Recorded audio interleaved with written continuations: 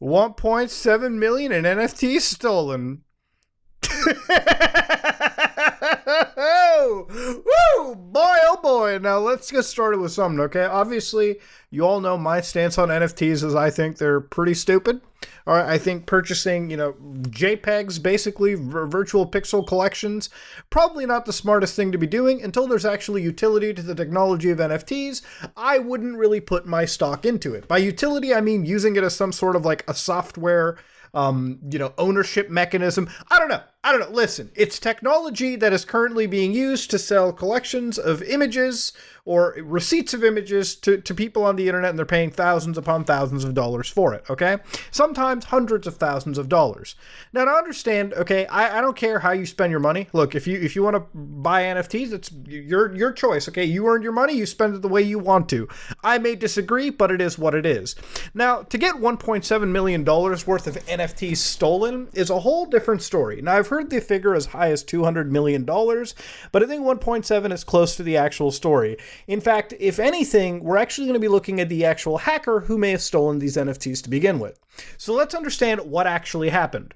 A few days ago, all right, this guy, hacker OX3E0DEF, by the way, thanks for the graphic Twitter. I'll give it charliemarketplace.ethereum, which is the founder of Charlie DAO ETH, actually came up with this, who showed that this one guy, this stick figure right here, hacker OX3EODEF, we're going to actually look at the wallet later on, had actually siphoned what appeared to be a bunch of NFTs from random people. So you can see the NFTs as Fighter, Hero, Azuki, PXQ, Tender. Some of these people were the Basie, Yacht Clubs, Pluto, whatever you want to call it, 4 Doggy, 2 Fluff, 5 Slapes. These are NFTs that were basically grabbed from all of these other stick figures. They all siphoned their NFTs and transferred it to the hacker. Now, to get started, okay, obviously I think the market for NFTs is pretty broad in scope, right? You've obviously got people who understand computers and they understand how not to get scammed, but you've also got a bunch of people who are really brand new to the whole Web3, the internet generation, really, and they've learned how to make a crypto account. They learned how to connect their crypto account to OpenSea. They learned how to convert US dollars into Ethereum or whatever cryptocurrency of choice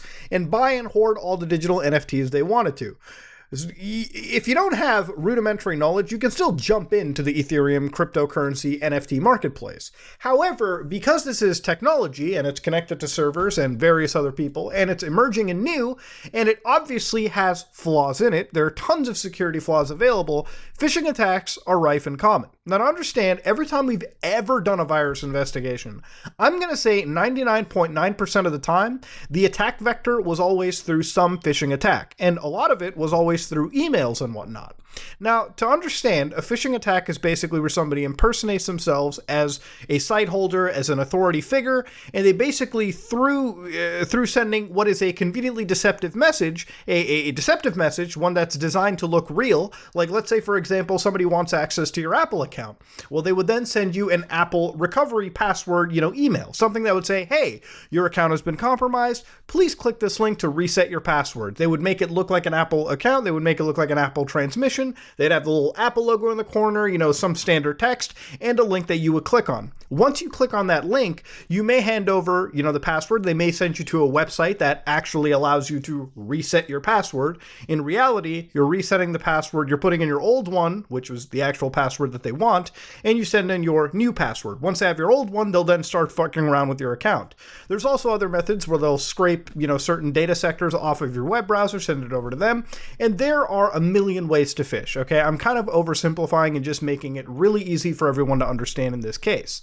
Now, that's phishing, okay? And when a phishing attack happens, it really is up to you to go through the entire checklist of, hey, is this a legitimate transmission and should I be actually sending my messages back? Phishing is the most common way to get attacked. Now, it seems as though 35 plus people, 35 NFTs have been stolen, and really accounts that had high net worths were the ones that were targeted. So people that had the Bored Ape Yacht Clubs and the Mutant Apes and the various big high-priced NFT, the big high sticker items, if you will, were the ones that were initially targeted, which proves that this attack was a targeted attack and not really a systemic attack to begin with. Now, this is allegedly the email that was sent, so OpenSea community update. Hey there, you can now migrate your Ethereum listings to the new smart contract today, gas-free. And, of course, the death knell in this entire message is not how deceptively close to OpenSea it allegedly looks, but that Get Started button, okay? By clicking the Get Started button, who knows what kind of shenanigans they're sending to you, who knows what kind of shenanigans you're running in your browser that may end up giving them whatever clearances they need to start transferring the accounts, or transferring the NFTs in this case, stealing them. Again, even this is brought up into questions. One of the people that was targeted in the attacks, a woman by the name of Nate Rivers, actually looked through their email list and found out that there was nothing really sent to them from OpenSea. Okay, they haven't even checked their email in a while, but they did not get phished in this attack. They didn't get phished in this manner. They looked through everything. So again, the legitimacy of how things were stolen are in question. I gave you one example of what a potential phishing attack could have happened. Somebody was sent a potentially malicious link. But some people, the people who are actually attacked in this case, some of them say otherwise. Now, whether that's not to look like the giant dumbass in the room, that's a different story. But there's actually, again, like I said in the beginning of the video, a million ways to fish. And let's look at one other common way that this could have actually happened. Now, one of the ways that somebody could be hit by something like this is through signature phishing, which is exactly what it seems like could have happened regarding this situation entirely. So the accounts that initially were compromised and gave up their NFTs and sent it to this hacker account may have at some point signed blindly and allowed access or allowed some contract to their actual wallet, where basically once they communicated with the hacker, they signed whatever contract through a blind signature, they had their NFTs basically pulled, basically removed through this entire attack. Now, of course, there are extra additions, there are extra safeguards to this. For instance, a lot of systems are switching to EIP 712, which is a way for you to actually read signatures before you completely fully sign them. They actually display more useful information in, again, plain text as well. I think one of the better reads that you can find is on Microsoft's entire security blog itself, where they talk about ice fishing on the blockchain. One of the actual things that you really need to pick up out of this is whenever you're dealing with things like signatures and smart contracts, it is really up to you to sit down and review every single thing in this contract. In a blind contract, when you can't really see anything, you tend to have less information to work with. So really, you want to be able to see who the owner of the contract is, for instance, who's spending things, the actual value, deadlines, whatever. You need to sit down and actually verify every signature that you deal with. Because again, when you're dealing with assets like this, you don't want to be blindly handing blind signatures to really anybody, or you don't want to give somebody the wrong signature. It's really up to you to not get phished. So when you're dealing with this new technology, this is absolutely worth a read. Understanding how not to get phished when it comes to the signature system is absolutely tantamount. Look, while I disagree with the entire idea of NFTs, I don't want people to lose the assets that they paid for. This is a security issue. We might as well remove all the hilarity and memes out of it. Trust me, I find the hilarity in people who are basically contributing to what is a JPEG Ponzi scheme, basically getting fucking siphoned out of cash, okay? Basically getting the rug pulled underneath them, getting their stuff stolen. Trust me, I've chuckled for a little bit. But now let's put the serious pants on and talk about security. Whenever you have assets like this, you really got to start investing in things like cold wallets, okay? When you connect yourself to a hot wallet, basically you're connecting yourself to an internet connected wallet. You need to make sure you have your assets off the chain and in your actual hand. And there's a couple products that do it. Ledger, for instance, we just looked into, creates actual cold wallets for you to go buy for about $280 or whatever Canadian. Again, these are small prices when your assets like NFTs are apparently allegedly worth in like the $250,000 category. You want to make sure you put stuff onto these, hardware wallets connected off the internet and store them somewhere far, far away. Okay, you want to store them in a safe or something because, hey, these are assets that you have and you got to start taking care of them the right way. Putting your actual hard-earned assets up to hot chains, hot wallets, internet-connected chains is fucking stupid, okay? To have them stored like this is an infinitely smarter way. I don't even have a lot of crypto or anything, and this is something that I do myself to maintain ultimate security. It's like signing into an important, account on your computer and not having like a hardware security key as well. These are things you should actually be investing into if you care about your internet security going forward. So anyways, let's get to the super fun stuff. Let's look at the money stolen, because I'm pretty sure that's exactly why a lot of y'all are here.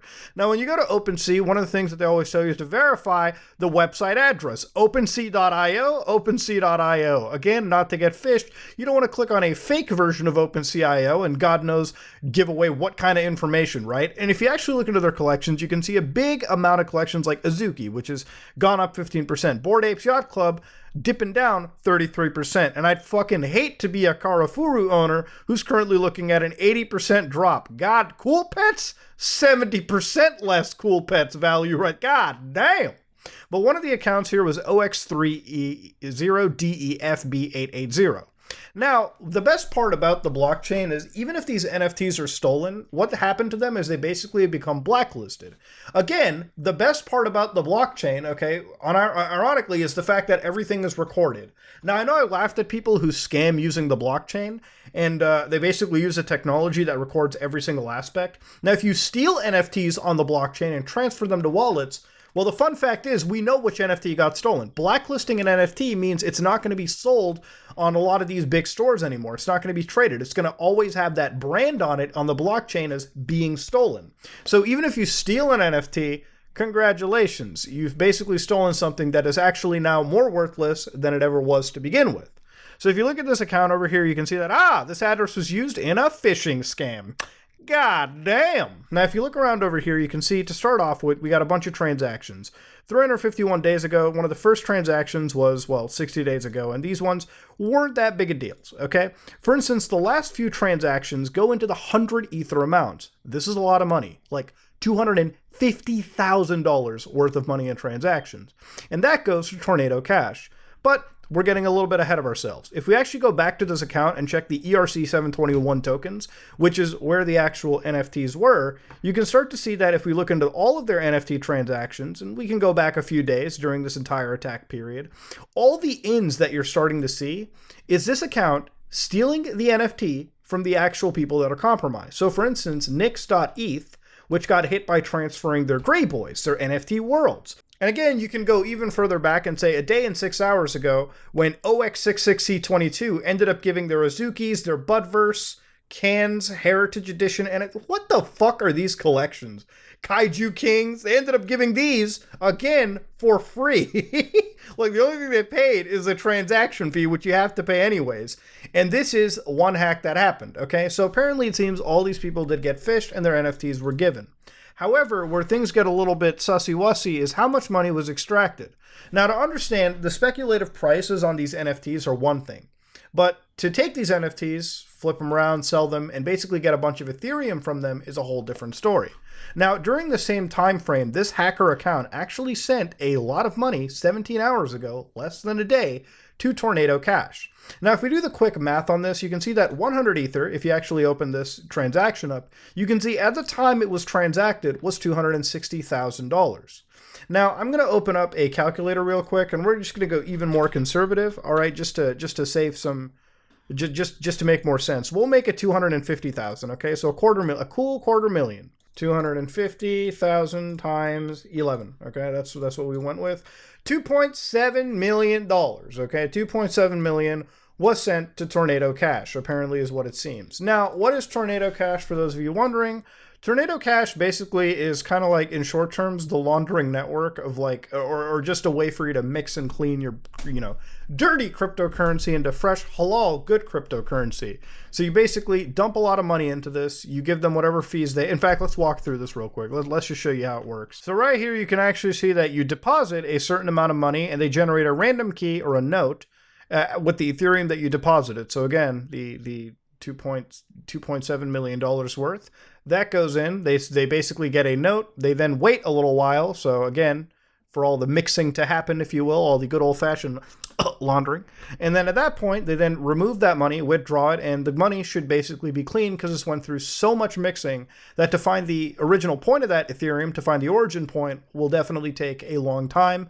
And may not even be possible in certain cases. So this is how Tornado Cash works, and this is just one of many services that one can jump into. Now, to understand, when something is thrown into Tornado Cash, the guy got away with it, it seems. The guy really did get away with getting over $2 million washed in Ethereum all the way. So this is a pretty big hack, and I think the reality of it is, the sort of understanding point is, when you're putting your stock into this new technology, and again, let's take away all the reservations, let's take away all the jokes from NFTs and crypto and everything out of here, okay? I know it's a very strong subject for people, but I think if it's one thing that should be a subject we all agree with, is how to keep ourselves safe online. Look, we're headed to a new world, the Web3 world, okay? The future. future, where protecting our digital assets and everything is going to be even more tantamount than ever. I think we're all getting pretty cozy with the idea of relying on convenient hot wallets that exist on smartphones, or really easily falling for phishing attempts. Now look, it's not that phishing attempts are you're an idiot for falling for them. Look, even Jim Browning fell for an AdSense scam. I almost fell for an AdSense scam not too long ago. So phishing attempts are getting better. People are getting better at spoofing emails. People are getting better at making things look incredibly legitimate, to the point where even those that are very, impervious to scams oftentimes can be susceptible to it. And if that's people like me who are potentially falling for it, the average person doesn't really even stand a chance. So really, there's a bunch of checklists you go through. If you ever get an email from any of these services to participate in some drop, or, change your password or secure your account, which is a real common way for them to phish you, you need to make sure the email that you're being sent from is from an actual security wing of the website that you surf from, the website that you're into, the website that you're currently doing business with. Because, people can fake a lot of things. And if you're not careful on the links that you click in your email, you could potentially be one of the people that has hundreds of thousands, if not millions of dollars stolen from you. All right, and that goes for your, email accounts, that goes for your, various YouTube accounts, that goes for your Facebook accounts, that goes for any big account that you use. People will always try to phish your information and things out of it, and you got to be really vigilant and careful. And if you store crypto assets, instead of doing blind signatures and giving the keys to the VIP, so to speak, really look into what you're signing, what you're giving access to your wallets, and also think of putting money into a cold wallet to store these big, giant, assets that you have, and start thinking of diversifying wallets. You don't need to have one crypto wallet, okay? You can have hundreds of crypto wallets. Diversify your assets within your crypto wallet, so if one gets compromised by any chance, every single asset that you have can't be siphoned or plucked away from you. Because in certain cases, when money is stolen, you can see how in certain cases, $2 million is just ran away with. Will these people ever get that money back? Maybe they'll get it reimbursed, but that money is effectively gone. So, that being said, though, I wanted to talk about this NFT hack because I genuinely find this stuff interesting, and if I can raise awareness for cybersecurity and protecting your assets and your computers and your accounts, and basically, the thing that's more important than you, the data that you produce, then I think that's a video worth making. That said, though, if you like what you saw, please like, comment, and subscribe. Dislike if you dislike it. This is me, Mutahar, and NFTs are fucking dumb. I'm out.